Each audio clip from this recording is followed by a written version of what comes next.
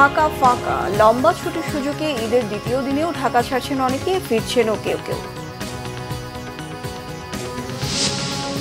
এবারের ঈদে বিভিন্ন পণ্য বেচাকেনায় প্রায় ১.৫ লাখ কোটি টাকার লেনদেন, জানিয়েছে দোকান ব্যবসায়ী মালিক সমিতি। বাংলাদেশের প্রতিবেশী সুলভ মানবিকতার দৃষ্টান্ত, মিয়ানমারের ভূমিকম্পে ক্ষতিগ্রস্তদের জন্য সশস্ত্র বাহিনীর আরও ১৫ টন খাদ্য সামগ্রী। দেখছিলেন ক্রাউন সিমেন্ট সংবাদ শিরোনাম, এবার বিস্তারিত। এবার লম্বা ছুটি থাকায় ঈদের দ্বিতীয় দিনেও রাজধানী ছাড়ছেন অনেক মানুষ, ফিরছেনও কেউ কেউ। রাজধানীর ব্যস্ত সড়কের এখন এক অন্য চেহারা, নেই গাড়ির শব্দ, যানজট, পথচারীদের হুড়োহুড়ি। এদিকে ঈদের দিন ছুটি কাটিয়ে চলতে শুরু করেছে মেট্রো রেল। যান্ত্রিক কোলাহলে ভরা শহরটি এখন একেবারেই শান্ত ও নীরব। রাজধানীর মিরপুর, বিজয় সরণি, ফার্মগেট, বাংলা মোটর, মগবাজার একেবারেই ফাঁকা। চলছে হাতে গোনা কিছু গণপরিবহন, তবে ব্যক্তিগত গাড়ির সংখ্যা চোখে পড়ার মতো। রাজধানীর প্রবেশমুখ গাবতলী, মহাখালী ও সায়দাবাদে গাড়ির চাপ একেবারেই নেই। লম্বা বিরতিতে কিছু গাড়ি ঢুকছে, গাড়িগুলোও প্রায় ফাঁকা। এদিকে কমলাপুরে রাজধানী ফেরা মানুষের সংখ্যা নেহায়েত কম, বিপরীতে রাজধানী ছাড়া মানুষের সংখ্যা উল্লেখযোগ্য। মূলত ঢাকার আশপাশের জেলার মানুষই বেশি ফিরছেন রাজধানীতে। নতুন পোশাক ও জুয়েলারি থেকে শুরু করে ঈদে ব্যবহার্য পণ্য সব মিলিয়ে এবার ঈদে প্রায় ১.৫ লাখ কোটি টাকার লেনদেন হয়েছে, এমন ধারণা করছে বাংলাদেশ দোকান ব্যবসায়ী মালিক সমিতি। গতবারের তুলনায় এই লেনদেন প্রায় ২০% কম, এমন দাবি তাদের। বরাবরের মতো এবারও ঈদুল ফিতরকে সামনে রেখে নতুন পোশাক ও ইলেকট্রনিক আইটেম ছাড়াও বিভিন্ন পণ্য কিনেছেন ভোক্তারা। সে বিবেচনায় এবারও ফ্যাশন হাউসগুলোতে বেশি ভিড় করেন ক্রেতারা। ক্রেতাদের সরব উপস্থিতিতে চাঁদ রাত পর্যন্ত জমজমাট ছিল নগরীর বিপণী বিতানগুলো। তবে এবার রাজধানী ঢাকার চেয়ে মফস্বলের বাজারগুলোতে বেশি লেনদেন হয়েছে বলে জানিয়েছেন ব্যবসায়ীরা। তারা জানিয়েছেন ২০২৪ সালের ঈদুল ফিতরে প্রায় ১,৮০,০০০ কোটি টাকার লেনদেন হয়েছিল, সেই হিসেবে এবার প্রায় ৩০,০০০ কোটি টাকার লেনদেন কম হয়েছে। পরিবর্তিত পরিস্থিতি এবং অর্থনীতিতে মন্দার কারণে এবার লেনদেন তুলনামূলক কম হয়েছে বলে জানায় ব্যবসায়ীরা। মিয়ানমারের ভূমিকম্পে ক্ষতিগ্রস্তদের জন্য জরুরি ভিত্তিতে ৩টি বিমানে আরও ১৫ টন খাদ্য সামগ্রী পাঠিয়েছে সশস্ত্র বাহিনী। বাংলাদেশ সেনাবাহিনীর একটি ও বিমান বাহিনীর ২টি পরিবহন বিমানে এসব মানবিক সহায়তা পাঠানো হয়। এর মধ্যে রয়েছে উদ্ধার সরঞ্জামাদি সহ একটি উদ্ধারকারী দল এবং জরুরি ওষুধ সামগ্রী সহ আরেকটি চিকিৎসক দল। সকালে মিয়ানমারের রাজধানী নেপিদোর উদ্দেশ্যে যাত্রার আগে কুর্মিটোলা বিমানবন্দরে এক ব্রিফিংয়ে এসব তথ্য জানানো হয়। ৫৫ সদস্যের উদ্ধার অভিযানে ও জরুরি চিকিৎসায় সহায়তাকারী দলের নেতৃত্ব দিচ্ছেন সেনাবাহিনীর কর্নেল মোহাম্মদ শামীম ইফতেখার।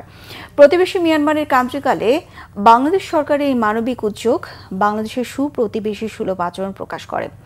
এর মাধ্যমে মিয়ানমারের ক্ষতিগ্রস্তদের দুর্ভোগ কমানোর পাশাপাশি দুই প্রতিবেশী দেশের সরকার ও জনগণের পারস্পরিক আস্থা ও বিশ্বাস বাড়াতে সহায়ক ভূমিকা রাখবে। আগামীতে সরকারের নির্দেশে যে কোনো প্রয়োজনে বাংলাদেশ সশস্ত্র বাহিনী আত্মনিয়োগের জন্য সদা অঙ্গীকারাবদ্ধ। এর আগেও সেনাবাহিনী ও বিমান বাহিনীর ২টি বিমানে ১৬ টনের বেশি খাদ্য সামগ্রী জরুরি সহায়তা পাঠিয়েছে বাংলাদেশ।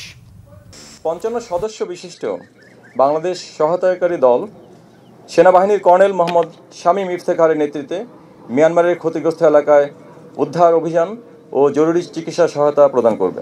উদ্ধারকারী ও চিকিৎসা সহায়তা প্রদানকারী দলের পাশাপাশি আজ আরও ১৫ টন ত্রাণ সহায়তা মিয়ানমারে প্রেরণ করা হচ্ছে।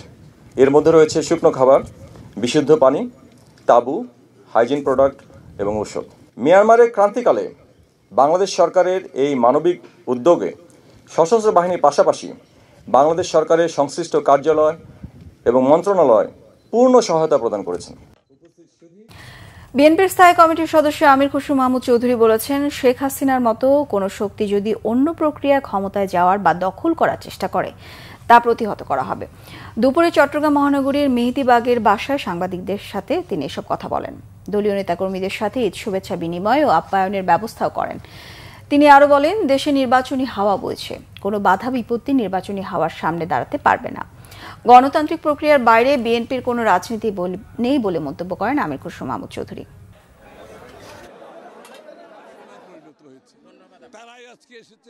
যারা জনগণের প্রতিনিধিত্ব করে, যারা জনগণের চাহিদা, আকাঙ্ক্ষা, ইচ্ছা, ভাবনার পরিপূরণ করে, এই গণতান্ত্রিক প্রক্রিয়ার বাইরে বিএনপির কোনো রাজনীতি নাই।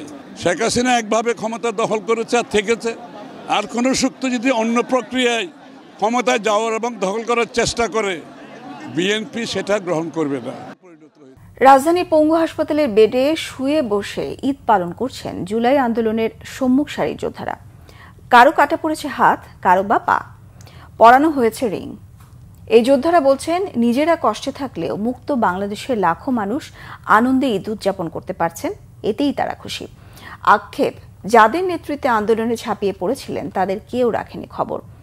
যুদ্ধাহতদের ঈদ নিয়ে আরো জানাচ্ছেন ইদ্রিস আলম। কেউ বসে আছে, কেউ বা শুয়ে, আবার কেউ হুইল চেয়ারে পালন করছেন ঈদ। চাইলেই পারছেন না বাহিরের মুক্ত আকাশে সবার সাথে ঈদের আনন্দ উপভোগ করতে। বলছিলাম জুলাই আন্দোলনের আহত যোদ্ধাদের কথা। অনিশ্চিত জীবন, অন্ধকার ভবিষ্যৎ, তবু বলছেন ঈদ কাটুক সবার আনন্দে। গতবার বাবা মার সাথে আত্মীয় স্বজনের সাথে ঈদ কাটাইছি, খুব ভালো লাগছে। এবার যেতে পারে নাই, খুব খারাপ লাগছে, কষ্ট আছে মনের ভিতরে একটা। রাজধানীর জাতীয় অর্থোপেডিক হাসপাতাল ও পুনর্বাসন কেন্দ্র নিটোর। এই হাসপাতালের তৃতীয় ও চতুর্থ তলায় গেলে দেখা মিলে জুলাই আন্দোলনের সম্মুখ সারির আহত যোদ্ধাদের। পায়ে পরানো বড় বড় রিং, যন্ত্রণায় কাতরাচ্ছেন তারা। কথা বলতেই নাকি পায়ে করেন যন্ত্রণা। আমি খুব কথা বলতে পারি না, আমার ব্যথা করতেছে। আমি যেন দোয়া করবেন, আমি যেন তাড়াতাড়ি আমার সন্তানের কাছে, আমার মা বাবার কাছে ফিরে যেতে পারি। এদিকে ঈদের আনন্দ ফিকে বসেছে আহতদের পরিবারেও। টানা প্রায় 8 মাস কাটছে হাসপাতালেই। পরিবার মেনেও নিয়েছেন, বলছেন তাদের বিনিময়ে এখন মুক্ত হয়েছে অনেকেই, এতেই খুশি তারা। ফ্যাসিস্ট স্বৈরাচার মুক্ত করে আমরা ঈদ উদযাপন করতেছি, তারপরে আমার কাছে ভালো লাগতেছে। রুমের একপাশে বেডে বসে আছেন আলী হাসান। বেডে পড়ে আছে নতুন পাঞ্জাবি, পরার সৌভাগ্য হয়নি তার। চাইলেই পারছেন না ঈদের আনন্দ উপভোগ করতে। জুলাই আন্দোলনে সাতক্ষীরায় অংশগ্রহণ করেন তিনি। এক পর্যায়ে পুলিশের মরণঘাতী গুলি তার পা কেড়ে নেয়। জানালেন কেমন কাটছে তার ঈদ। বাইরের যদি 5টা মানুষ আমাদের জন্য আনন্দে থাকে, ওইটা আমাদের খুশি। Mohammad Hasan Jurain ideal model school and কলেজের 9ম শ্রেণীর শিক্ষার্থী। যাত্রাবাড়িতে পুলিশের গুলি ছিন্ন ভিন্ন করে তার পা, এতেও নাকি দুঃখ নেই তার। জানালেন বিএনপি ছাত্র শিবির সবাই দেখতে আসলেও আসেননি সারজিৎ হাসনাত্তা। ভারী কণ্ঠে জানালেন কষ্টের কথা। তারা আমাদের ভুল লাগেছে, এখন সে গায়ে চলাফেরা করে ডাক দিয়ে কোনো আমাদের কোনো গ্রাহ্য নাই। ইদ্রিস আলম, বাংলা ভিশন, ঢাকা। ঈদ উৎসবের রং ছিল না বৃদ্ধাশ্রমের বাসিন্দাদের, স্মৃতি হাতড়ে বেড়ান তারা। ঈদ আসলে নীরবে কাঁদেন বৃদ্ধাশ্রমের বাবা মায়েরা। ভালো খাবারেও মন ভরে না তাদের। গাজীপুর থেকে মীর মোহাম্মদ ফারুকের রিপোর্ট। যেভাবে আছি বেঁচে তো আছি, জীবন আর মরণে মাঝামাঝি, তুমি আজ দুলছ সুখের দোলায়, আমি মরছি দুঃখের জ্বালায়।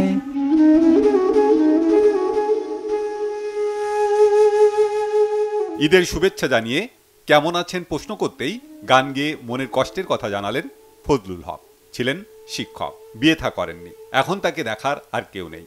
এক আত্মীয় তাকে রেখে গেছেন বৃদ্ধাশ্রমে। গাজীপুরের হোতাপাড়া মণিপুর এলাকায় বয়স্ক পুনর্বাসন কেন্দ্রে ঠাঁই হয়েছে তার মতো আরও প্রায় 200 জনের। কেউ এসেছেন স্বেচ্ছায়, আবার কেউ পরিস্থিতি ও সন্তানদের অবহেলার শিকার। ঈদের দিন একাকিত্ব আরও বেশি কাঁদিয়েছে তাদের। বৃদ্ধাশ্রমের 4 দেয়ালে যেন কষ্টের আর্তনাদ। জীবনের শেষ মুহূর্ত এসব হতভাগ্যের কাটছে পরিবার পরিজন ছেড়ে, বুকে পাথর চাপা দিয়ে। 3 মাসের কোলে ফেলায় মা মারা গেছে, বাপে বিয়ে করছে, নানি মানুষ করছে, নানা নানি মারা গেছে। আমারও খুব ভালো দুঃখ। আমিও ক্যান্টনমেন্টে কাজ করে খাইছি, ওনার কাজ করতে পারি না দেখে একজনকে এনসির কাজ করতে সে ধর্মভাই বানাইছিলাম। হের মাইয়া কেমনে ফেসবুকে পাইছে, পাই নাই না, আমার দিয়ে গেছে 2.5 বছর, আর খোঁজ খবর নাই না কেউ। ছোট থাকি কষ্ট দুঃখ করতে করতেই জীবনটা গেল। এই জীবনটা যে আত্মীয় স্বজনের কথা, সবার কথা মনে পড়লে এই বুকের মধ্যে পাথর দিয়ে রাখি। কি করবো বাবা, আমার একটা সন্তান, তাকে ছাড়া আমার ঈদ করতে কষ্টই হয়েছে, কিন্তু সেই কষ্টটাকে আমি লাঘব করার চেষ্টা করতেছি এদের মধ্য দিয়ে। ওদের পালছি, মানুষ করছি, ওদের সন্তানও তো পালতে হবে, ওইটা তো ওদের দায়িত্ব দিয়ে দিছি। এখন আমার পরকালের চিন্তা,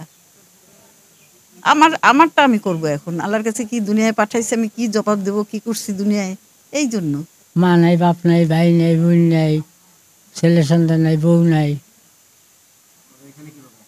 এই ভাতৃ জামাই দিয়ে গেছে।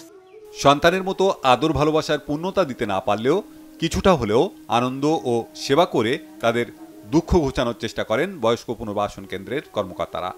আমরা মোটামুটি প্রায় সবই দিই, শুধুমাত্র তাদের যে আত্মার যে কষ্টগুলো থাকে, যে একটা সন্তান, প্রত্যেকটা মানুষই তো চায় যে আমার সন্তানের সাথে ঈদ করবো। যেমন আমি মা, আমার 2টা বাচ্চা, তো আমার বাচ্চা 2টা যখন আমার কাছে থাকবে না, আমারও তো খারাপ লাগবে। আমার সব কিছু থাকলো কিন্তু আমার বাচ্চাগুলো নাই, আমার কিন্তু হাহাকার লাগবে। তো তাদের ভেতরের এই কষ্টটাই আমরা বিলুপ্ত করতে পারি না, তাছাড়া আমরা কিন্তু সবই দিই। ঈদ উপলক্ষে তাদের দেয়া হয় নতুন জামা কাপড় আর নানা রকম সুস্বাদু খাবার। ঈদে যেমন আমরা বাড়িতে ফ্যামিলিতে যেভাবে নেই, আমরা ভাই বোন ছেলে মেয়ে বাবা মা আত্মীয় স্বজন দাদা দাদি সবাইকে নিয়ে ঠিক এখানে ওনাদের জন্য সেই ব্যবস্থা নেই। যেমন ঈদে ওনাদের সকালবেলা ওনাদের সবাইকে নতুন পোশাক পরানো হয়, সবাইকে গোসল টোসল যারা নিজেরা না পারে তাদেরকে আয়ারা গোসল টোসল করায়, কাপড় চোপড় পরায়, আপনার আতর সুরমা লাগায় দিয়ে তাদেরকে বসায় রাখে। পুরুষদেরকে এইভাবে মাঠে পাঠান, মাঠ তো নেই, আমাদের মসজিদেই আমাদের জামাত হয়। পুরুষরা সবাই মসজিদে জামাতে দেয়, মহিলার সবাই কাপড় চোপড় পরে ডাইনিংয়ে বসে সেমাই খায়। ভালো খাবার পেলেও ঈদে উৎসবের রং ছিল না বৃদ্ধাশ্রমের বাসিন্দাদের। Bangla vision news desk. এই ছিল এখনকার মতো, পরের সংবাদ সন্ধ্যা 7:30টায়। এছাড়া বাংলা ভিশন সংবাদ ও সংবাদ সংশ্লিষ্ট অনুষ্ঠান দেখতে ভিজিট করুন www.bbnews24.com ও facebook.com/banglavisionnews। সাবস্ক্রাইব করুন youtube.com/banglavisionnews। সঙ্গে থাকায় ধন্যবাদ সবাইকে।